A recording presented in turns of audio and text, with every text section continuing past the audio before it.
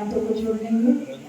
सर्वेषु मैत्रीं गुणेषु प्रमोदं क्लिष्टेषु जीवेषु कृपापरत्वं माध्यस्ते भावं विपरीतभक्तो सदा ममात्मा विदधातु देव। जो अनंत अनंत सिद्ध परमेश्वरी भगवान की, देवादिदेव मुल्लाएश कुंथनाथ भगवान की, परम पूज्य आचार्य मदगति गुरुदेव की, परम पूज्य देव तपस्या आचार्य सुंदर सागर जी गुरुदेव की, परम पूज्य आर्यका स्नेहमती माता जी की, आर्यका संघ की, जिनवाणी माता की, श्रीमद जैन धर्म की, माता जी के चरणों में वंदना भी करते हुए, तीनों साधुओं के चरणों में इच्छा भी करते हुए आगम के शब्दों को आपके समक्ष रखते हैं। हम पढ़ रहे हैं सामायिक पाठ, जिसको आचार्य मदगति गुरुदेव ने लिखा है। तो लास्ट टाइम हमने कौन से नंबर का श्लोक देखा था? 13वें नंबर का, जिसमें क्या जाना था? जो दर्शन ज्ञान स्वभाव वाले हैं, जो समस्त संसार के विकारों से क्या है, रहित हैं, जो परमात्मा संज्ञा के नाम के धारी हैं, ऐसे वह देवादिदेव मेरे हृदय में विराजमान हो। तो आज का 14वां नंबर का श्लोक एक कहानी के माध्यम से शुरू करते हैं। तो एक गांव में एक महिला थी, वो अपने बच्चों के साथ में रह रही थी। उसका पति जो था वो विदेश मतलब शहर गया हुआ था कि बिजनेस करने के हिसाब से, और बहुत समय बीत गया था तो उसका कोई अता पता नहीं था। एक दिन वो बड़ी परेशान थी, तो क्या हुआ, एक दिन संयोग से चिट्ठी आ गई।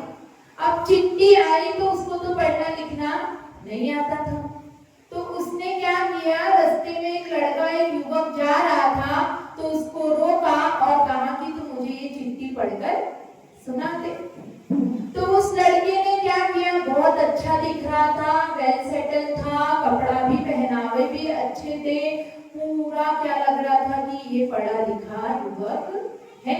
तो उसने उसको चिट्ठी पढ़ने के लिए दी। अब उसने चिट्ठी हाथ में ली, खोलकर देखा, ऐसे देखा, यूं गया, आगे पीछे किया, और ऐसा करते करते 2 से 4 बार उसने ऐसा किया और फिर फूट फूट के रोना शुरू कर दिया। अब उसको रोता हुआ देखकर वो सोची कि कुछ न कुछ पप्पू के पापा को हो गया है, तो वो भी बोलती है कि तुम पढ़ के तो बता दो, लेकिन वो कुछ भी कहता नहीं है और जोर जोर से रोना शुरू कर देता है।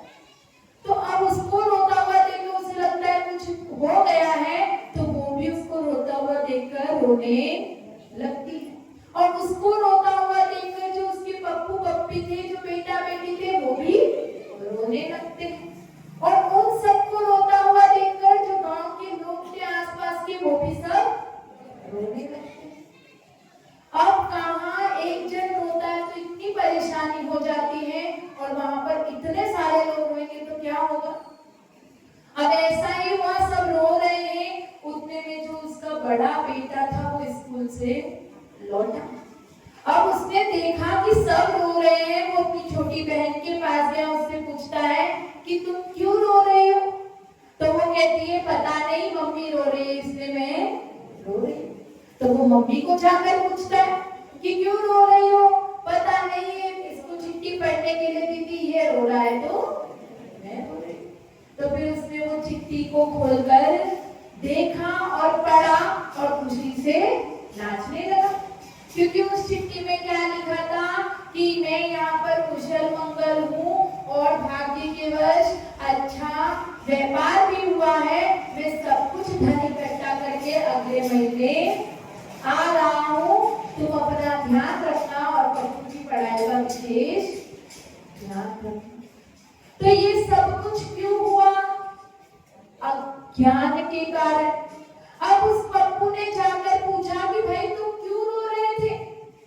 तो वो कहता है कि मुझे पढ़ना नहीं आता है, मैं अनपढ़ हूँ, इसीलिए मैं अपनी विवशता पे रो रहा था। वो अहंकार के वशीभूत होकर वो ये नहीं कह सका कि मुझे पढ़ना नहीं आता है। वो रोना पहाड़ से क्या दिख रहा था एकदम सभ्य दिख रहा था, अप टू डेट लग रहा था, कपड़ों से भी वो लग रहा था कि वो पढ़ा लिखा है। लेकिन सिर्फ बाहर के आचरण से, बाहर के वेशभूषा से किसी के ज्ञान का पता नहीं चलता है। ज्ञानी का पता तो चलता है सम्यक आचरण से। गुरु की पहचान होती है उसके ज्ञान और ध्यान से। शास्त्र की पहचान होती है उसकी प्रामाणिकता से। उसी प्रकार से आचार्य अमित गति गुरुदेव हमें हर एक श्लोक के माध्यम से किसकी पहचान करना सिखा रहे हैं? परमात्मा की पहचान करना सिखा रहे हैं कि कहीं तुम अज्ञान के वशीभूत होकर, तुम दूसरों के चमक धमक को देखकर कहीं गलत रास्ते को, गलत आप्त को अपना भगवान न बना लो। इसीलिए वो हर श्लोक के माध्यम से हमें पहचान करा रहे हैं। तुम खुद पहचान करो, तुम खुद उस चीज का ज्ञान करो, तो तुम्हें कोई भी दूसरा भटका नहीं सके। तो यहाँ पे परमात्मा की विशेषता बता रहे हैं। अब शिष्य कहता है कि गुरुदेव, क्या वो परमात्मा और भी कुछ करने में समर्थ है क्या? क्योंकि इस संसार में बहुत दुख है, क्या उसको नष्ट करने में वो परमात्मा समर्थ है? तो गुरुदेव आगे का श्लोक बताते हैं, पढ़ते हैं। निशूदते यो भव दुःख जानम, निरीक्षते यो जगदन्तेरानम, योऽन्तर्गतो योगी निरीक्षणीय, सदैव देवो हृदय ममाश्रम। हिंदी वाला पढ़ते हैं। जो भव दुख का विध्वंसक है, विश्व विलोकी जिसका ज्ञान, योगी जन के ध्यान गम्य बसे हृदय में देव महान। क्या कह रहे हैं? निशूदते यो भव दुःख जानम, जो परमात्मा है, गुरुदेव कह रहे हैं कि वो परमात्मा सर्व समर्थ है, सर्व कला में निपुण है। वो तुम्हारे दुखों के जाल को भी नष्ट करने में समर्थ है। निशूदते मतलब नष्ट करना, काटना। निशूदते यो भव दुःख जालम, जो भव मतलब संसार के जो दुखों का जाल है उसको काटने में समर्थ है। फिर अगला दे रहे हैं, निरीक्षते यो जगदन्तरानम, जो जगत का निरीक्षण करते हैं, जगत के अंतस्थल का जो निरीक्षण करते हैं, ऐसे है वो परमात्मा। योऽन्तर्गतो योगी निरीक्षणीय, जो योगियों के द्वारा निरीक्षण करने के योग्य है। सदैव देवो मम हृदय ममाश्रम, वह देवादिदेव, देवों के देव मेरे हृदय में विराजमान। क्या विशेषता बताई? जो संसार के दुखों का नाश करने में समर्थ है, जो समस्त संसार के अंतस्थल को निरीक्षण करते हैं, और तीसरा जो योगियों के द्वारा निरीक्षण करने के योग्य है, ऐसे वह देवादिदेव मेरे हृदय में विराजमान हो। तो यहाँ पर जो पहला शरण है, जो पहला शब्द है, क्या है? निशूदते यो भव दुःख जानम। ये हमारा क्या कर रहा है? जैसा हम चाहते हैं। कौन चाहता है? क्या चाहते हैं हम? क्या चाहते हैं? हम सुख को प्राप्त करना चाहते हैं और दुखों का नाश करना। तो जैसा हम चाह रहे हैं, जो हमारा स्वार्थ है कि हमारे दुखों का नाश हो और हमें सुख की प्राप्ति हो, वो यहाँ पर हमारा पूरा हो रहा है। तो वो परमात्मा दुखों को नाश करने वाले हैं और सुखों को देने वाले हैं। जो सत्तात्मा होती है, जो परमात्मा होता है, वो क्या सिखा रहे हैं हमें? स्वार्थ सिखा रहे हैं। क्या सिखा रहे हैं? कि तुम स्वार्थ को साधो, तुम अपना भला करो, क्योंकि जब तक तुम खुद का भला नहीं करोगे तब तक तुम दूसरों का भला नहीं कर सकते। जो अपने ही बारे में नहीं सोच पाया तो वो क्या दूसरे के बारे में सोचेगा? क्योंकि जिसके पास जो होता है वही वो दूसरे को देता है। अगर तुम्हारे पास में परेशानी है, चिंता है, दुख है, तो तुम्हारे पास में कोई फ्रेश माइंड से व्यक्ति आएगा खुशी खुशी आएगा, तो तुम क्या करोगे? उसको अपना दुखड़ा सुनाओगे और उसको भी दुखी कर दोगे। ऐसा करते हैं कि नहीं? तो जो हमारे पास में दुख है, चिंताएं, हम परेशानी में रहेंगे तो सामने वाले को भी हम दुख, चिंता, परेशानी देंगे। और अगर हम सुखी रहेंगे, हम खुश रहेंगे तो सामने वाले को भी हम खुशी ही देंगे। तो यहाँ पर आचार्य देव हमें ये बता रहे हैं कि तुम स्वार्थ को साधो। स्वार्थ मतलब क्या होता है? स्वार्थ का मतलब जो आध्यात्मिक दृष्टि से स्वार्थ क्या है? धर्म है। और जो संसारिक दृष्टि से स्वार्थ है वो क्या है? वो तो पाप ही है। स्वार्थ के दो अर्थ, एक लगाना आध्यात्मिक दृष्टि से और एक संसारिक।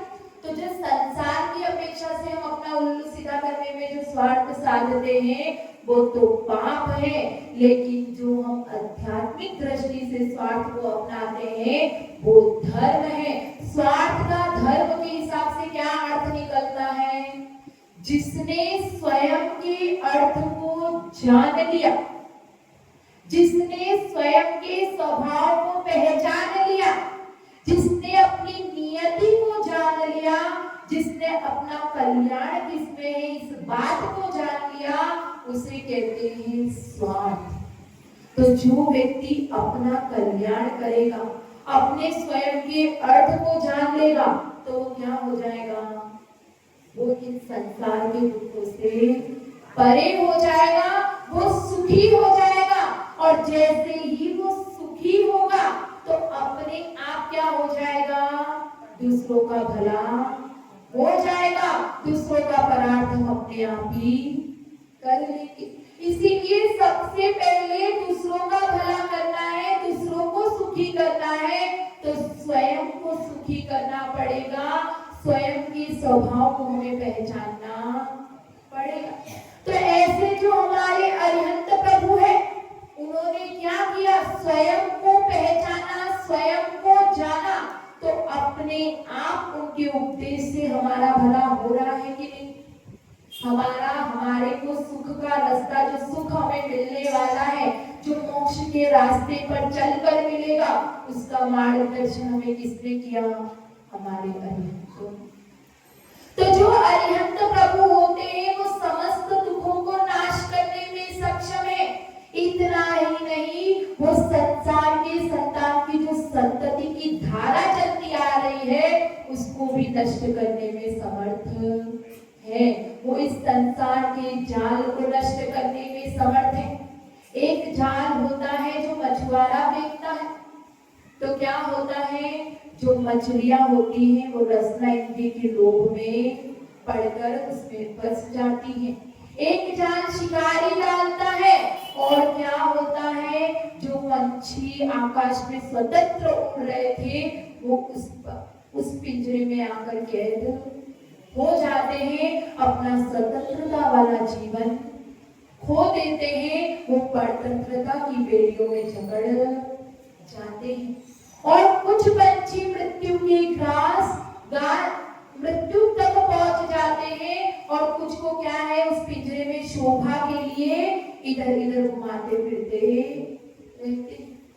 तो अरिहंत प्रभु ने उस जाल को पहचाना, उन्होंने जाना कि ये संसार का जाल है, ये हमें दुख पहुंचाता है, इसमें परतंत्रता वाला जीवन है, तो इसको हमें जीना नहीं है।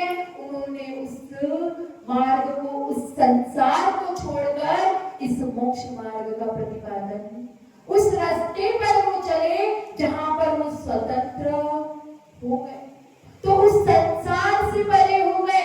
संसार में क्या होता है? किसे कहते हैं संसार? संसार की परिभाषा संसार इति संसारः, जो संसार में परिभ्रमण करते हैं, जो संसार में पंच परावर्तन रूप परिवर्तन होता रहता है, उसे संसार कहते हैं। पंच परावर्तन मतलब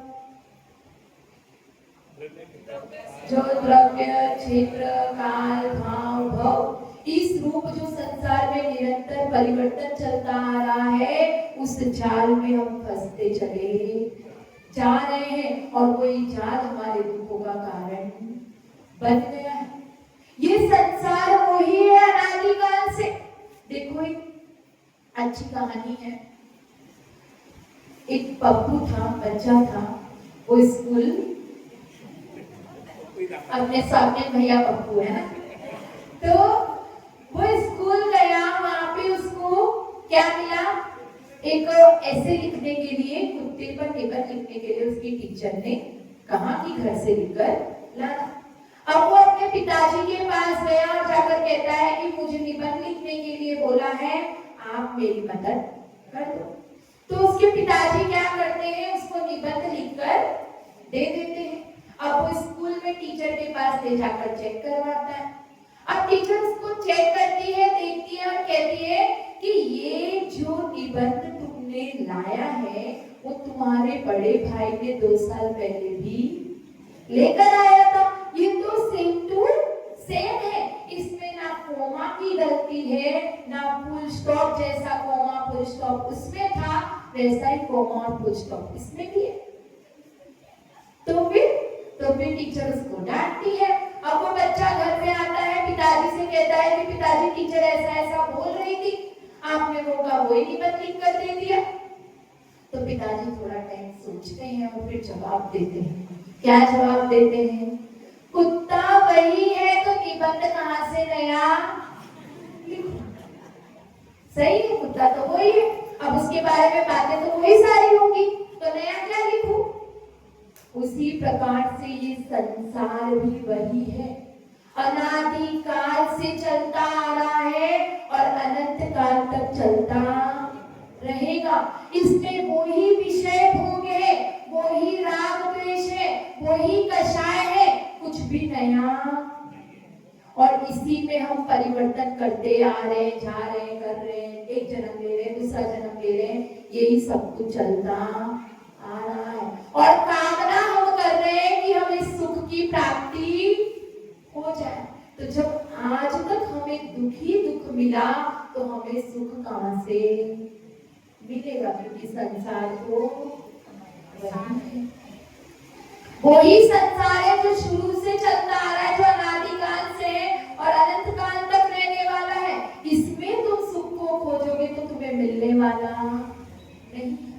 तो यहाँ पर आचार्य देव यही कह रहे हैं कि ये संसार जो है, संसार परिभ्रमण है, इसमें सिर्फ दुख ही दुख है। इसीलिए तुम उनकी शरण में जाओ जो इस संसार से क्या हो गए हैं, मुक्त हो गए हैं, जो इस संसार से रहित हो गए हैं, संसारातीत हो गए हैं। उनकी शरण में जाओगे तो, क्योंकि जिसके पास जो होता है, श्लोक में आया है, ददातु यत्तु यस्यास्ति, जिसके पास जो होता है वही वो दे सकता है। तो जो हमारे अरिहंत भगवान है, जो हमारे अरिहंत और सिद्ध परमेष्टि है, वो इस संसार से मुक्त हो गए हैं, इस जाल से मुक्त हो गए हैं। तो हम भी उनकी शरण में जाएंगे तो इस जाल से और इस संसार से मुक्त हो जाए। फिर अगला दे रहे हैं, निरीक्षते यो जगदन्तरालम, जिसने इस जगत के अंतस्थल का क्या कर दिया है, निरीक्षण किया। देखो प्रभु के 2 गुण हैं, ज्ञाता और दृष्टा।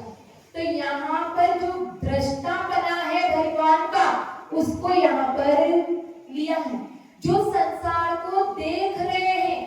जैसे कि देखो, एक बड़ी जहाँ पे एग्जाम होती है ना, वहाँ क्या होता है, सुपरवाइजर होता है, ठीक है। तो वहां पे ऐसे छोटे, एक मेन एग्जामिनर होता है, मेन मुख्य परीक्षक होता है, बाकी छोटे छोटे एग्जामिनर्स होते हैं। तो वो अपनी सीट पर बैठा होता है, बाकी के सारे घूम कर देखते हैं।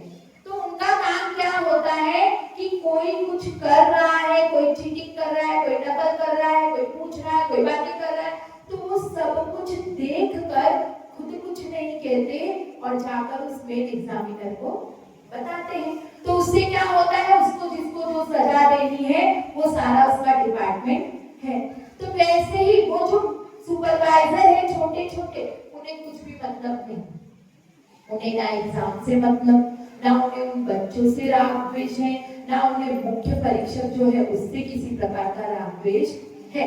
उन्होंने तो जैसा देखा तैसा का तैसा जाकर उसको बता देते हैं, जो का त्यों।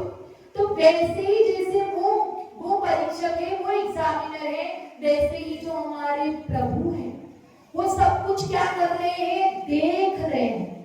उसमें किसी भी प्रकार का राग द्वेष नहीं है, उन्हें कुछ भी मतलब नहीं है जो इस संसार में हो रहा है। जैसा का तैसा वो देख रहे हैं और जैसा का तैसा अपने उपदेश में बताते हैं। तो जो क्या है, निरीक्षते यो जगदंतरालम, जिन्होंने इस संसार के अंतस्थल को क्या कर रहे हैं, निरीक्षण कर रहे हैं, देख रहे हैं, जान रहे हैं, राग द्वेष से रहित। फिर अगला विशेषण दे रहे हैं, योऽन्तर्गतो योगी निरीक्षणीय, जो योगियों के द्वारा निरीक्षण करने के योग्य है, क्योंकि वो इतने परम विशुद्ध है, उनका अनुभव कोई भोगी नहीं कर सकता। क्योंकि जो भोगी होता है वो तो क्या है, क्या करता है, अपने भोगों में मस्त रहता है, वो अपने अंतर आत्मा में जा ही नहीं सकता। लेकिन जो योगी होते हैं वो संसार के सारे विकल्प से रहित होकर, सारे राग द्वेष से रहित होकर, क्योंकि हमारे प्रभु क्या है, वीतरागी है, तो उनको जो है विरागी ही, कोई वीतरागी ही जानने का प्रयास कर सकता है। तो जो हमारे साधु परमेष्ठी है, जो हमारे आचार्य देव है, योगी है, वो क्या करते हैं, वो प्रभु का अवलोकन, उनका अनुभव कर सकते हैं, जो योगियों के द्वारा निरीक्षण करने के योग्य है। क्योंकि वो कहाँ रहते हैं, जंगलों में रहते हैं, वनों में रहते हैं, और जो क्या करते हैं, आत्मन कायो, जैसे ना जाने कितने योगों को धारण करते हैं, और जो इतनी सर्दी में बैठते हैं, जो इतनी ठंड में भी नदियों के किनारे पर बैठते हैं और खुले वृक्ष के नीचे बैठते हैं, और क्या है, जो धूप होती है, गर्मी होती है, तो वो तपती हुई शिलाओं पर बैठकर ध्यान करते हैं। तो ऐसे योगियों के द्वारा ही वो परमात्मा क्या है, अनुभव करने के योग्य है और संवेदन करने के योग्य है। तो ऐसे वो देवाधिदेव जो इन सारी विशेषताओं के धारी हैं, ऐसे वह देवाधिदेव मेरे हृदय में विराजमान हुए। तो यहाँ पर आचार्य अमित कृति गुरुदेव एक और कहानी बताती हूँ, अच्छी है, टाइम भी बहुत है मेरे पास। तो क्या है कि पांडव वनवास में थे, अज्ञातवास अपना काट रहे थे। तो वो वहां पर क्या हुआ, घूमते घूमते वो एक जगह पर पहुंचे, और उसमें जो पांडवों का जो बड़ा भाई युधिष्ठिर, उसे बहुत जोर की प्यास लगी। और वो प्यास के वशीभूत होकर आकुल व्याकुल हो रहा था। तो उसके भाइयों ने सोचा कि हम जाते हैं और पानी की तलाश कर पानी लेकर आते हैं। तो जो सबसे छोटा भाई सहदेव था, वो गया और पानी की तलाश में निकला। अब वहां पर वो थोड़ी दूर पर गया, वहां उसने एक अच्छा नदी सरोवर देखा। अब जैसे ही उसने पानी को देखा तो वहां दौड़ा और पानी लेने को झुका। अब पानी लेने को झुका तो वहां पर एक यक्ष की आवाज गूंजी। उसने कहा कि तुम मेरे एक प्रश्न का जवाब दो, तभी तुम यहाँ से पानी ले सकते हो। तो उसने कहा कि चलो जवाब, प्रश्न पूछो। तो प्रश्न पूछा तो वो सहदेव जो है वो जवाब नहीं दे पाया, और तुरंत फिर भी उसने क्या किया, पानी लेने का प्रयास किया। तो उस यक्ष ने उसको वहीं पर बेहोश कर दिया। अब इतने टाइम से सहदेव नहीं आया है, तो बात सबको यहाँ चिंता हुई। तो फिर वो नकुल देखने निकला। अब नकुल गया तो वहां पर भी यही बात दोहराई गई और वो भी बेहोश हो गया। फिर कौन गया, अर्जुन गया। फिर उसके बाद में भीम गया। अब चारों भाइयों से वही प्रश्न पूछा। प्रश्न क्या था कि मनुष्य के जीवन का सबसे बड़ा चमत्कार क्या है, ये प्रश्न पूछा। अब चारों ही जवाब नहीं दे पाए तो चारों ही में क्या हो गए, बेहोश हो गए। अब कितने टाइम से भाई नहीं आए तो युधिष्ठिर ढूंढने निकले। अब युधिष्ठिर वहां पर पहुंचे तो वहां देखा कि उनके चारों भाई क्या हैं, बेहोश पड़े हैं। तो उसमें वो भी बात देखने गया तो वहां पे एक आवाज गूंजी, क्योंकि युधिष्ठिर ने कहा कि किसने ऐसे मेरे भाइयों की व्यथा की है। तो यक्ष की आवाज गूंजी, उसने कहा कि ये सब कुछ मैंने किया है, क्योंकि मैं इतने सालों से उस प्रश्न के जवाब में घूम रहा हूँ, मुझे उसका जवाब नहीं मिला है। मुझे वो जवाब मिलेगा तो मैं मुक्त हो जाऊंगा। तो तुम मुझे जवाब दो तो तुम्हारे सारे भाई जीवित हो जाएंगे। तो उसने कहा कि पूछो। तो पूछा गया कि इस मनुष्य जीवन का सबसे बड़ा चमत्कार क्या है, बताओ क्या है, बताओ। इस मनुष्य जीवन का सबसे बड़ा चमत्कार क्या है, बताओ। मालती आंटी, नंदा आंटी, सम्यक दर्शन और प्रदीप भैया,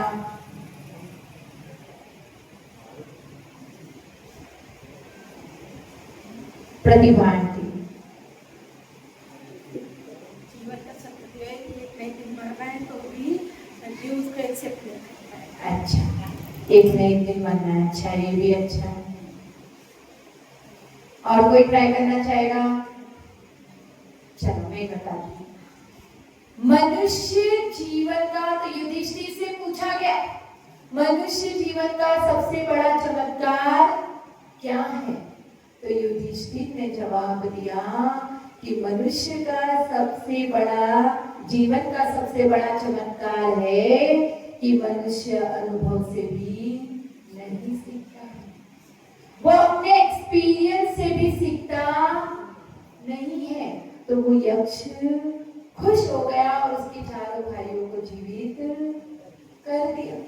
तो ऐसा ही हमारे साथ भी होता है। हम रोज सुख मांगते हैं कि नहीं मांगते हैं, और फिर हमें रोज दुख की प्राप्ति होती। हम इस अनादिकाल से संसार में जन्म ले रहे, मरण कर रहे हैं, और हर बार परमात्मा से, भगवान से, संसार से क्या मांग रहे हैं, सुख, कि हमें सुख मिल जाए, हमें सुख मिल जाए। लेकिन आज तक हमें सुख मिला नहीं है। हमें पता है कि हमें सुख किन कारणों से मिलने वाला है और दुखों का कारण क्या है। सब जानते हैं कि नहीं जानते हैं कि किस वजह से हम दुखी हैं? सब जानते हैं कि हम किन कारणों से दुखी हैं और हम किन कारणों से सुखी हो सकते हैं। हम सुखी होने का रास्ता भी जानते हैं, लेकिन फिर भी उसको फॉलो नहीं करते हैं। जिन कारणों से हम दुखी हैं उस कारणों को दूर करने का प्रयत्न भी नहीं करते हैं। बस उसी में हम चलते जा रहे हैं और हमारा जीवन बीतता जा रहा है। एक अमूल्य अवसर मिला है कि हम इस चीज को जाने। उन दुख के कारणों को यहाँ बैठकर वो सुनते भी हैं, जानते भी हैं, लेकिन फिर भी उसको दूर करने का प्रयास नहीं करते। इसीलिए मनुष्य अपने अनुभव से भी सीखता नहीं है। तो यहाँ हमने जाना कि वो परमात्मा कैसा होता है, दुखों की जाल का विध्वंस करने वाला होता है, दुखों को नष्ट करने वाला होता है। योगियों के द्वारा निरीक्षण करने, मतलब उनके द्वारा ही जाना जाता है, उनके द्वारा ही अनुभव किया जाता है। और जो समस्त संसार का निरीक्षण करते हैं, ऐसे वह देवादि देव होते हैं। जय बोलो आज जैसे सुंदर सागर जी देव की परम प्रचारिका श्रीमती माता जी।